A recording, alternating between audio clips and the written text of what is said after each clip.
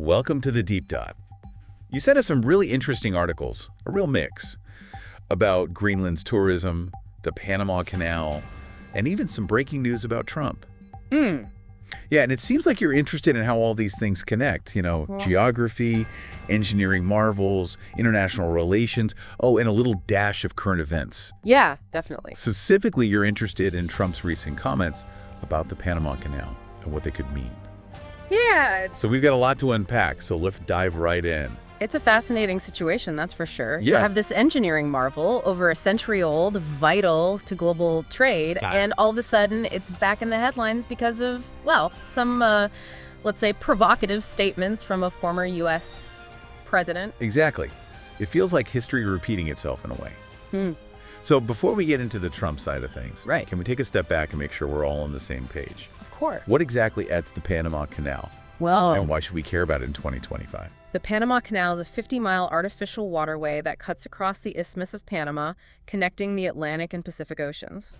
Right. Before it was built, ships had to go all the way around the tip of South America, Oh, wow. a much longer and more dangerous journey.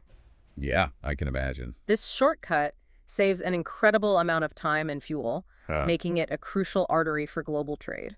So it's like taking the highway instead of those windy back roads. Yeah. But for giant ships carrying tons of cargo, and this isn't just a simple ditch dug across the land, right? No, not at all. The engineering involved is mind-blowing. Wow. The canal uses a system of locks. Imagine giant water elevators to raise and lower ships to different levels. Wow. These locks are filled with fresh water from Gatun Lake, Uh-huh. which itself is a man-made lake created by damming the Chagres River. Wow, that's incredible. It's a testament to human ingenuity and a vital part of our interconnected world. Speaking of human ingenuity, the Wikipedia article you sent mentions that when Gatun Lake was created, it was the largest man-made lake in the world. That's incredible. It really is an amazing feat.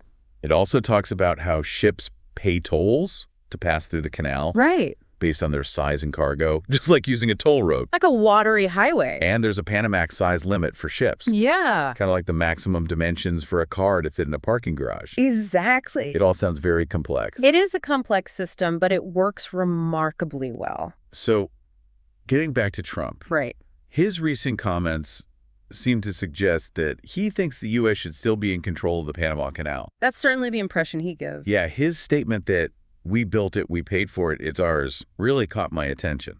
It sounds like a pretty bold claim. It is a bold claim and, not entirely accurate. Okay, so go on. While the U.S. played a major role in the canal's construction and controlled it for a significant part of the 20th century, Panama gained full control of the canal in 1999. Okay. It's been under their sovereign control for over 2 decades now. So what exactly is Trump claiming happened? Did he give any specifics about why he thinks the U.S. should take it back? He's made a few different claims. Okay. He's alleged that Panama is charging the U.S. unfair rates for using the canal, and even went so far as to say that China is operating the canal, Really? which isn't true either. So is he suggesting that Panama is somehow working with China to undermine U.S. interests? It seems like he's trying to paint them as being in cahoots. It's hard to say for sure what his intentions are, Yeah. but it certainly created a lot of diplomatic tension. How? Panama has firmly denied these accusations, insisting they are in full control of the canal and that all users are treated fairly. Right. As for China, they are a major user of the canal. It's a global trade route, after all. Of course. But that's very different from controlling it. So to be clear, China might be a big customer of the canal, but they don't own or operate it? That's right. They have invested in ports and infrastructure in Panama, Yes. but that's not the same as controlling the canal itself. Exactly. China is a major player in global trade. So it's natural that they would invest in infrastructure that supports that trade. Right. But that doesn't translate to control over the canal. This is already getting more complicated than I expected.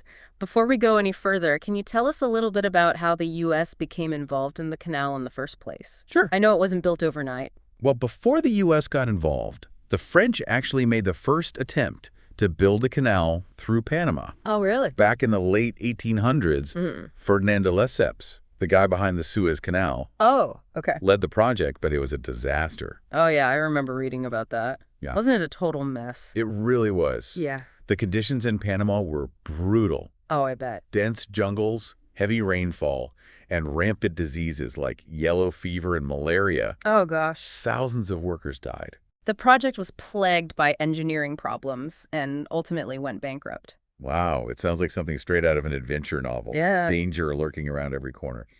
But after the French gave up, how did the U.S. get involved? Right.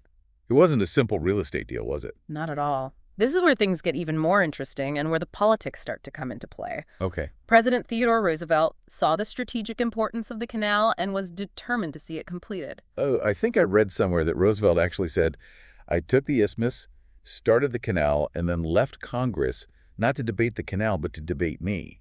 Yeah, he was quite a character. It sounds like he wasn't afraid to ruffle some feathers to get what he wanted. He certainly wasn't. But the problem was that Panama was part of Colombia at the time. Oh, right. So Roosevelt supported Panamanian separatists, and the U.S. Navy intervened to prevent Colombia from stopping the rebellion. Wow. In 1903, Panama declared independence, and the U.S. immediately recognized the new nation. Wow. Talk about a power move. So the U.S. essentially helped create Panama to get access to the canal. Essentially, yes. Okay. The U.S. then signed a treaty with Panama, giving them control over a strip of land around the canal called the Panama Canal Zone, Right.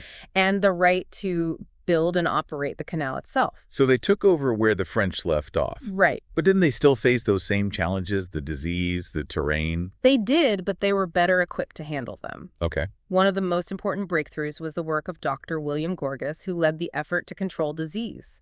He knew that mosquitoes were spreading yellow fever and malaria, so he focused on eliminating their breeding grounds. Oh, wow. This involved draining swamps, spraying insecticides, and even screening in buildings. It's amazing how understanding the science behind something can literally change the course of history. Absolutely. Without Gorgas's work, it's very possible the canal might never have been completed. The U.S. also invested heavily in modern engineering equipment, and they were finally able to finish the canal in 1914. So the canal was finally built, thanks to a huge effort from the U.S. Right. But if they were in control for so long, how did it end up back in Panama's hands? That's a really interesting part of the story and a key piece of context for understanding the current situation with Trump. Okay. We'll get into that in the next part of our deep dive. Okay. Sounds good. You're right. The transfer of the canal back to Panama, it wasn't a simple process. Right. Over time, Panamanians became, increasingly resentful of U.S. control over this crucial point of their territory. There were protests, riots, and a growing sense that the canal should be theirs.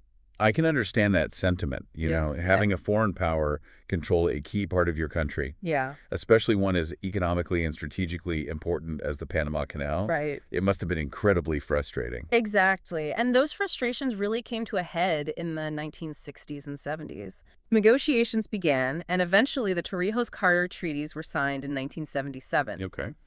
These treaties laid out a plan for the gradual transfer of control of the canal to Panama, culminating in the full handover on December 31st, 1999. So the handover wasn't some sudden event. No. But a carefully negotiated process that took place over decades. Right. And it's important to remember that Panama has been managing the canal very successfully ever since. They've invested in modernizing it, expanding its capacity, and ensuring its smooth operation for global trade. And that brings us back to Trump's claims. Right. It seems like he's either ignoring or downplaying this entire history of Panama's successful management of the canal. It does seem that way. He's stuck in a kind of Panama Canal U.S. mindset that hasn't been accurate for a long time. His comments suggest a lack of understanding, or perhaps a deliberate misrepresentation of the current reality. Yeah. And as we discussed earlier, his allegations about unfair tolls and Chinese control simply aren't supported by the facts. But even if his claims are baseless, it seems like they could still have real-world consequences. Yeah, that's the word. We've already seen how they've created diplomatic tension between the U.S. and Panama. Could this escalate further? That's the big question, and it's one that has a lot of people worried. Right. While it's unlikely that the U.S. would actually try to take back the canal by force, yeah, I'd hope not. Trump's rhetoric could embolden others who share his views, potentially leading to further instability in the region. It's a reminder that words have power, even if they're not backed up by actions. That's right. They can create narratives, stir up emotions, and even potentially incite conflict. Exactly. And in a world that's already facing so many challenges, Yeah. from climate change to economic instability, Right. the last thing we need is more unnecessary tension and conflict. So, beyond the diplomatic fallout, are there any other potential consequences of Trump's statements? There are a few key things to consider. Right. Firstly, any instability around the Panama Canal could disrupt global trade. Remember, this is a vital route for goods moving between the Atlantic and Pacific Oceans. Even a temporary closure or disruption could have a significant impact on supply chains and the global economy. You're right. It's easy to forget how interconnected everything is these days. Yeah. Something happening on the other side of the world can quickly have ripple effects that we feel here at home. Secondly, there's the issue of China. Right. While they don't currently control the canal, Yeah. Trump's rhetoric could push them to seek greater influence in the region. They've already invested heavily in infrastructure in Panama, Right. and they may see this as an opportunity to strengthen their position. So by trying to assert U.S. dominance, Trump could actually end up giving China a bigger foothold in the region. That seems rather counterproductive. It's a classic case of unintended consequences. Wow.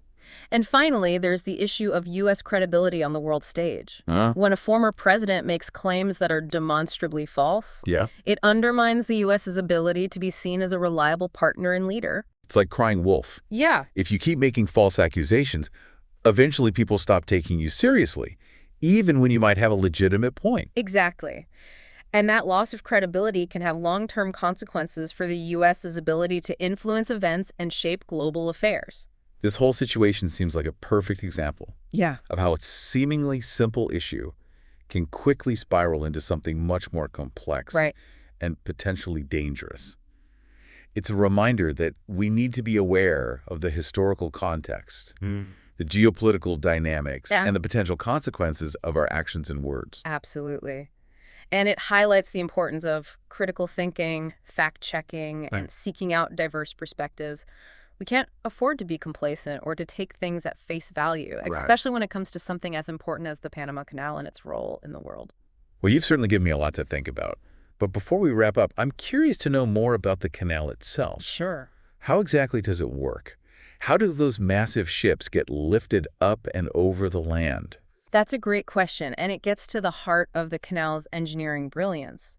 It all comes down to a system of locks, channels, and artificial lakes that work together to create a watery staircase for ships to climb. A watery staircase. Okay, you've definitely piqued my curiosity. Yeah. Tell me more about how the system works. Okay, so imagine a staircase, but for ships. Okay, I'm picturing a giant set of stairs for boats. Yeah. That's not quite it. Not exactly. Instead of stairs, the canal uses a series of locks. Okay. Think of them as giant water-filled chambers. So instead of climbing stairs, the ships move through these chambers. Precisely.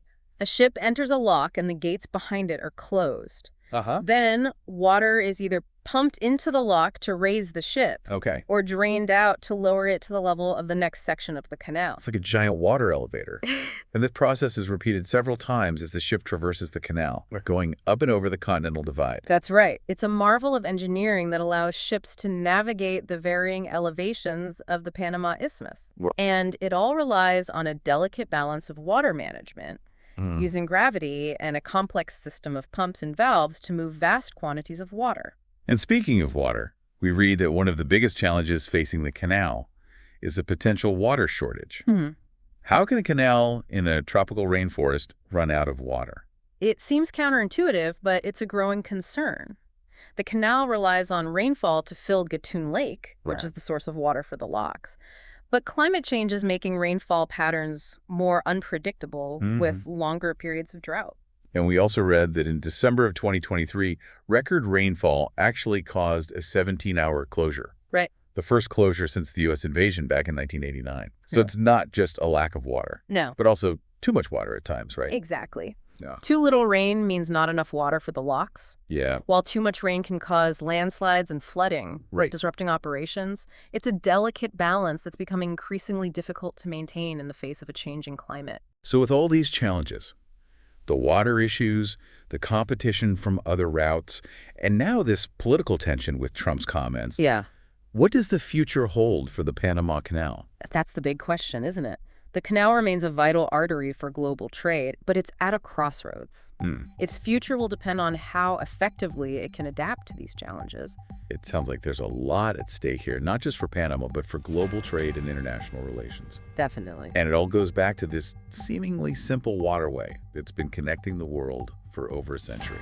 It's a testament to the ingenuity and perseverance of the people who built it and those who continue to operate it. And it's a reminder that even the most impressive feats of engineering can't escape the complexities of politics and the forces of nature. You've given us a lot to think about, and I have a feeling we'll be hearing more about the Panama Canal in the years to come. I think you're right.